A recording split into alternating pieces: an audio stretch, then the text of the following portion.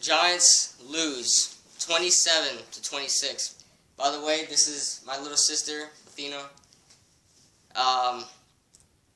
This is probably one of the most heartbreaking losses that I've had to watch in a while, and this is right there next to the Dallas game in Week 1. By the way, it was the same score and the same exact situation that happened in Week 1. We gave the ball up after kicking a field goal and let the other team drive down to win the game.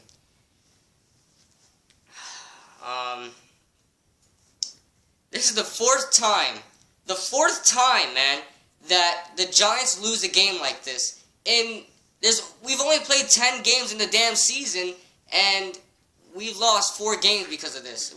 This happened for 4 games. So you can't tell me that the Giants can learn from this and move on, because you can't move on if it keeps happening. They're obviously not learning from it because they keep doing it, and it's happening every other week, and we're just giving it away. We really are. I mean, we had the lead in the division. Woohoo!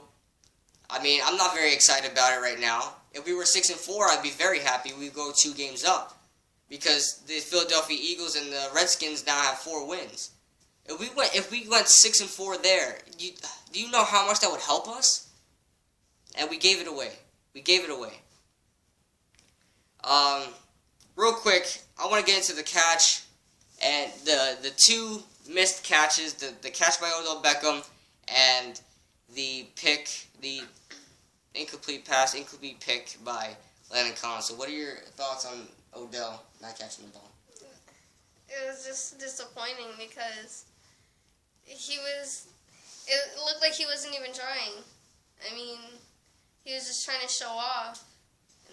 Exactly. It gave us a really bad score in the end. Yeah. When we were there, right there, knocking on the Patriots' door,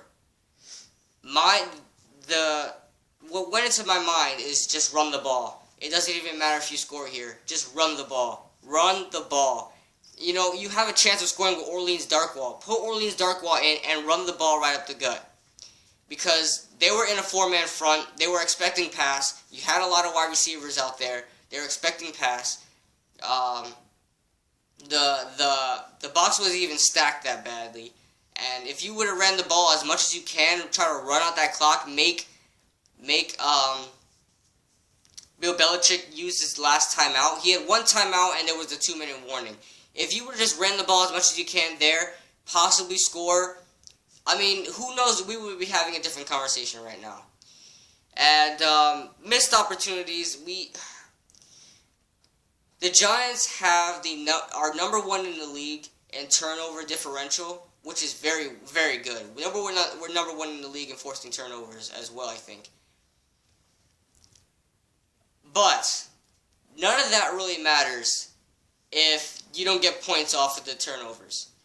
Tom Brady fumbled the ball by Jasper Brinkley, and I'm going to make another video on later about Wednesday. I know I was supposed to make a video about the Patriots on Friday, but I couldn't get to it. But Wednesday or Thursday, I'm going to make a video on the Giants right now, and Jasper Brinkley should really be the middle linebacker coming in to the rest of the season. But anyway, Jasper Brinkley forced a fumble on Tom Brady, and we get the ball in Patriots territory.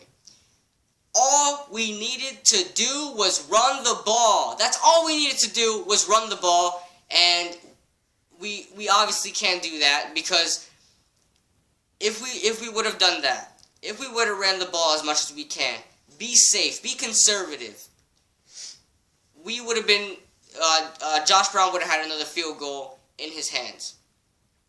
That wasn't a hard field goal to do. Then we get sacked. I mean, Eli Manning runs all the way backwards, like the end zone was in back of him, and gets sacked. So that takes us out of field goal range. We have to punt it. And it's always the Giants. I mean, you don't see it happening to anyone else except the Giants.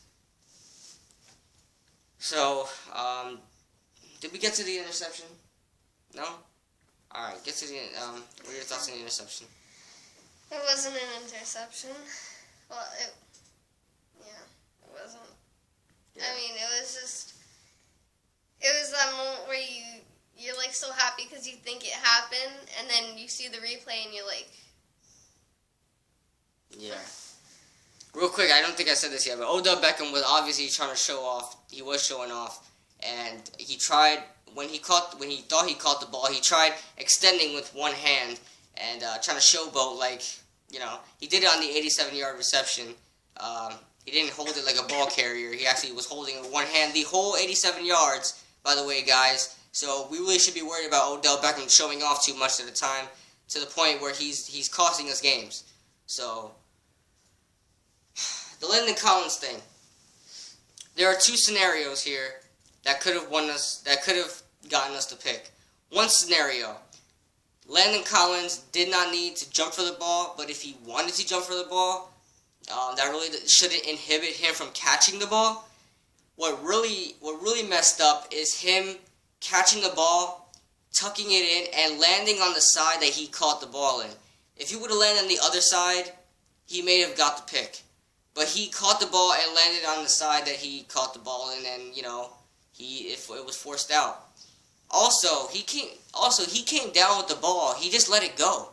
He came down with the ball. His forearm was down. I don't know if maybe he got hurt because he was down for a little bit, unless he was disappointed in himself.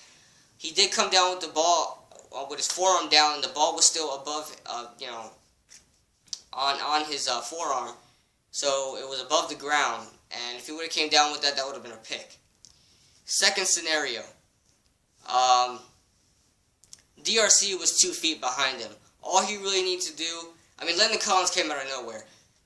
If you know yourself, and if you know you can't catch that ball, DRC is right there, tell him to catch the ball. It was right there for DRC. DRC's hands were already extended. And, Landon Collins took it upon himself to try to end the game, and he didn't.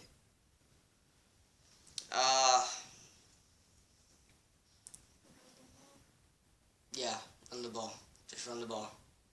Just run the ball. And in the draft next year, I want a number 1 pick for our first round pick. It needs to be a pass rusher. Second round pick needs to be a run blocker. Second round pick, or we trade up for in this first round again to get a run blocker. We need a run blocker. We don't have any run blockers. We only have pass blockers. So.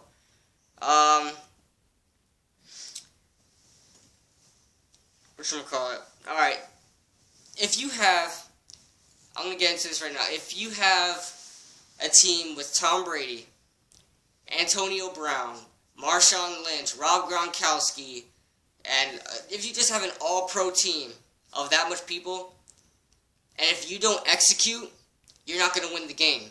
And that's exactly what the Giants have. We have Eli Manning, Shane Vereen, Rashad Jennings, Odell Beckham, Ruben Randall.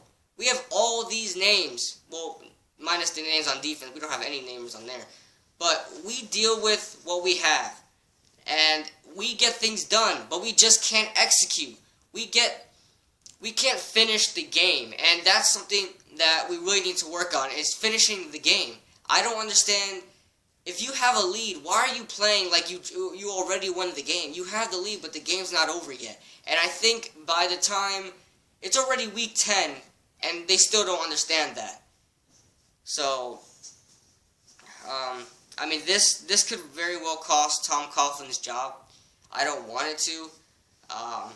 I know there's a lot of people saying Tom Coughlin will leave on his own terms, but I think, just like with the whole Indianapolis Colts situation, they fired Pep Hamilton, even though it's not even his fault. It's gonna wind up happening to the Giants. They're gonna wind up wanting something. They want to blame it on somebody, so they'll wind up doing that. I don't even think I got into the stats. I don't really care. I usually get into the stats, but I don't really care. Eli Manning had like 234 yards, 254 yards, 234 yards, and 2 touchdowns, no picks. I don't even want to get into the run game. It was horrendous. Odell Beckham had 104 yards. We had 3 sacks on the day.